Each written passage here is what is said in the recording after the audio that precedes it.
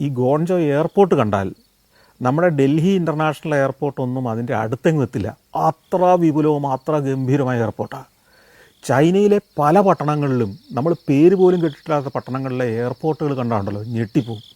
ഇത്ര ആഡംബരത്തെന്ന് പറഞ്ഞ് ഇത്ര ഗംഭീരമായി ഇത്ര വലിപ്പമുള്ള ഇത്ര ഗംഭീരമായ ആർക്കിടെക്ചറൽ ശൈലിയിൽ നിർമ്മിച്ച മനോഹരമായ ഉദ്യാനങ്ങൾ, പെർഫെക്ഷനോടുകൂടി ഡിസൈൻ ചെയ്ത ഭൂപ്രദേശങ്ങൾ എന്നു മാത്രമല്ല, ഈ വിമാനത്താവളത്തിനകത്ത് കയറി നമ്മളതിൻ്റെ ലോഞ്ചിലൂടെയും അതിൻ്റെ വെയിറ്റിംഗ് ഏരിയകളിലൂടെ ഒക്കെ നടക്കുമ്പം അതിൻ്റെ പൂർണ്ണതയും പെർഫെക്ഷനും നമ്മളെ അത്ഭുതപ്പെടുത്തി കളയും. അവിടെ നിന്ന് നമ്മൾ ഗേറ്റിങ്ങിലേക്ക് ചെല്ലുമ്പോൾ ഈ പുറത്ത് പാർക്കിംഗ് ഏരിയയിൽ നിരന്ന് കിടക്കുന്ന വിമാനങ്ങളുടെ എണ്ണം, എത്ര വിമാന കമ്പനികൾ, പലതും ചൈനീസ് വിമാന കമ്പനികൾ തന്നെയാണ് കൂടുതലും. അതുകൂടാതെ ഇൻ്റർനാഷണൽ എയർലൈനുകൾ, നൂറുകണക്കിന് വിമാനങ്ങളാണ് നിരന്ന് കിടക്കുന്നത്.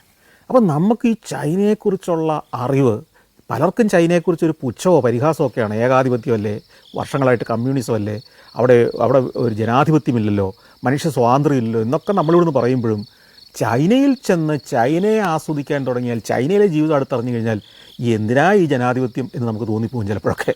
അവിടുത്തെ ജനങ്ങൾ ഇത്തരം പ്രശ്നങ്ങളൊന്നും അറിയുന്നില്ല. അവിടെ ഒറ്റ കുഴപ്പമേ ഉള്ളൂ, നിങ്ങൾ വലിയ രാഷ്ട്രീയ പ്രഭാഷണത്തിന് ഇറങ്ങാതിരുന്നാൽ മതി, നിങ്ങൾ ഭരണാധികാരികളെ നന്നാക്കാൻ ഇറങ്ങാതിരുന്നാൽ മതി.